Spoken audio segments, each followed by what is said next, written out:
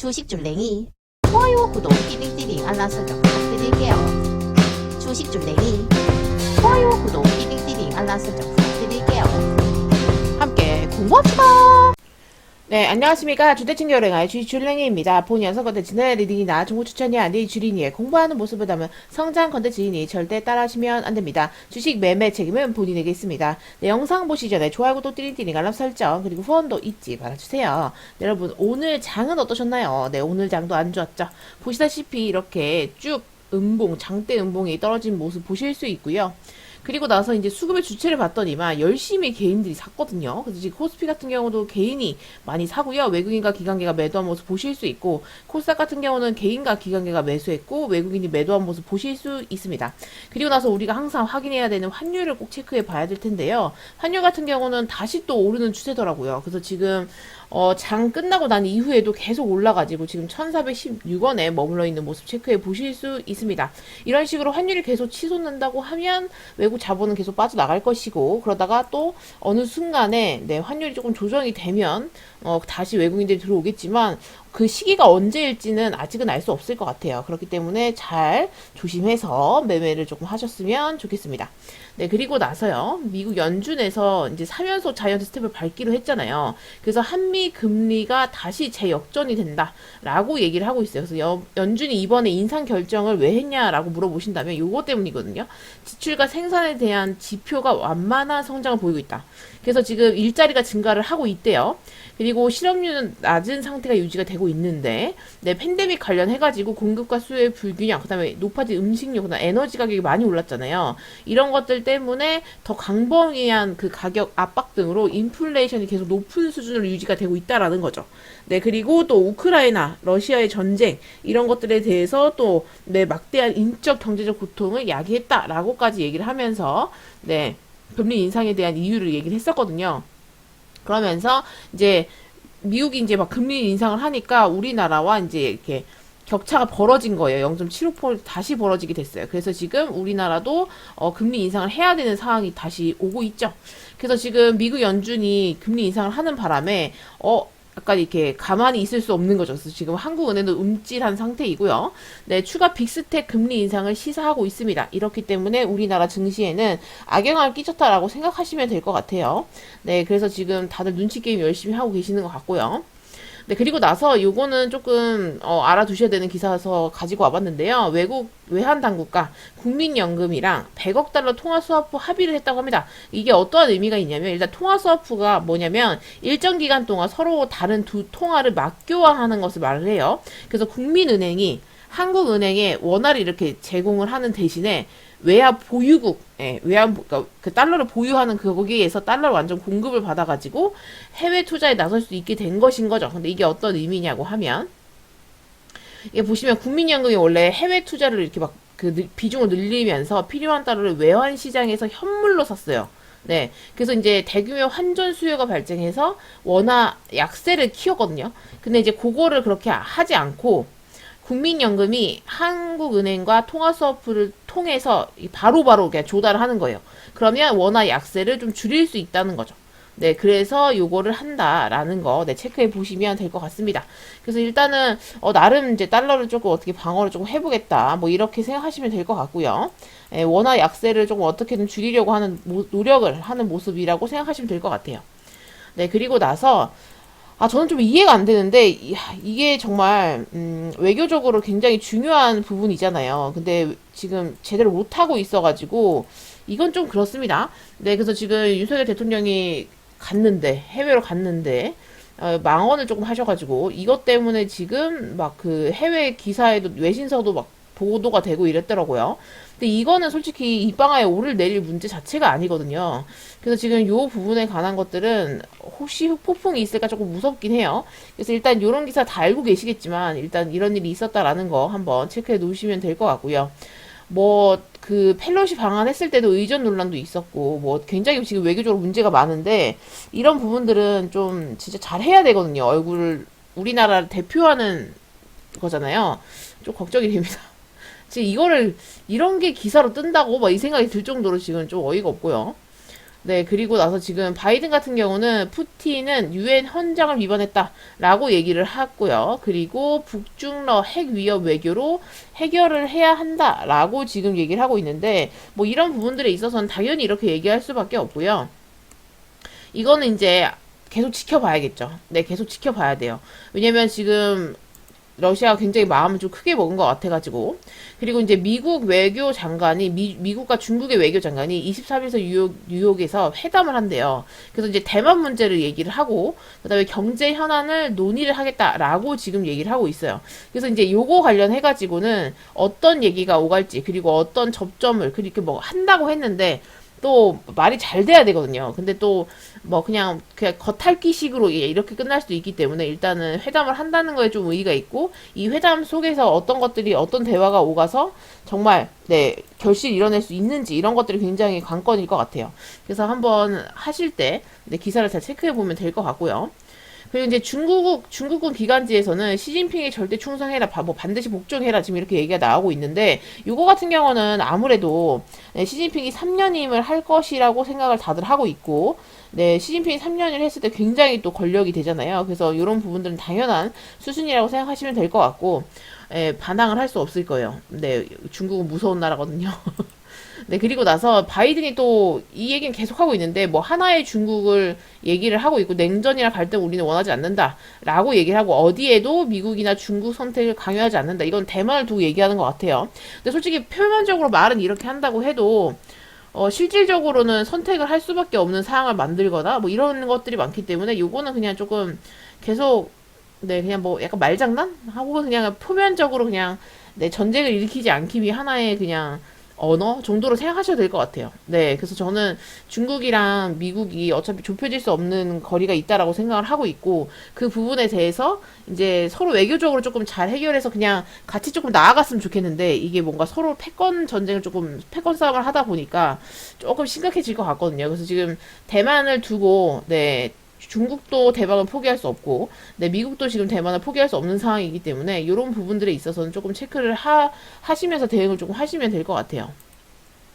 그리고 이제 러시아가 전면전을 준비하나라는 기사가 떴더라고요. 그래서 왜 좀만 한다며 라고 생각을 했었는데 최대 100만 명 진집설이 있더라고요. 그래서 지금 이렇게 된다고 하면 이게 좀 심각한데 이렇게 되면 좀 심각하죠. 근데 이제 동원령 발동 하루 만에 징집을 바로 돌입을 했대요. 그래서 막 끌려가고 막 그러더라고요. 그래서 이게 이렇게 돼도 되는 건가? 근데 이게 보통 이렇게 진지설이 나고 나면 훈련 기간도 필요하고 뭐 이래저래 준비할 기간이 필요해서 한 달 정도 걸린다고 하더라고요. 최소 3주에서 한 달 정도가 걸린다고 뉴스에 제가 들었거든요.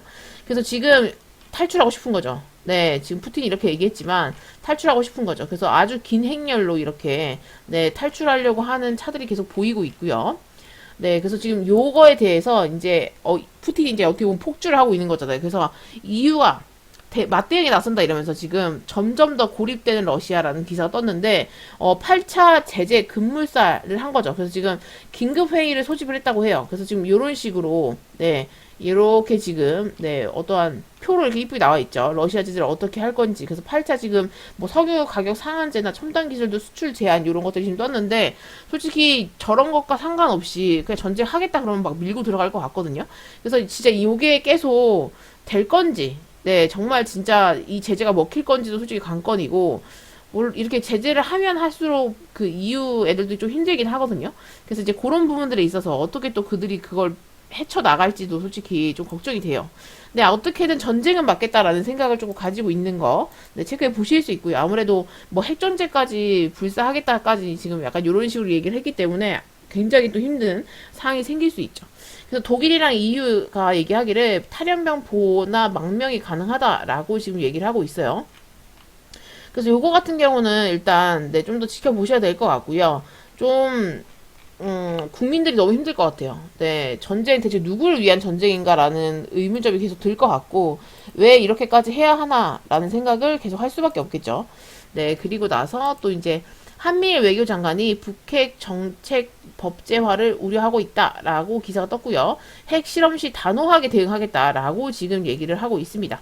그래서 아무래도 외교 장관들이 만나가지고, 네, 뉴욕에서 만나서 회담을 22일 날 어제 했거든요. 그래서 이제 이런 식으로 대화를 조금 하는 것을 보니까 북한을 굉장히 좀 경계하고 있는 것들, 네, 체크해 보실 수 있죠. 그리고 코로나 확진자 같은 경우는 굉장히 많이 줄었어요. 네, 29,000까지 떨어졌는데, 여기서 지금 그래서 이 기사가 떴더라고요. 실내 마스크 전면 해제라는 기사가 떴고요. 국민 97% 코로나 항체를 보유하고 있다라고 지금 얘기를 하고 있더라고요. 그래서 50인 이상 야외 집회, 공연, 스포츠 경기 관람 시에도 마스크를 해제한다고 합니다.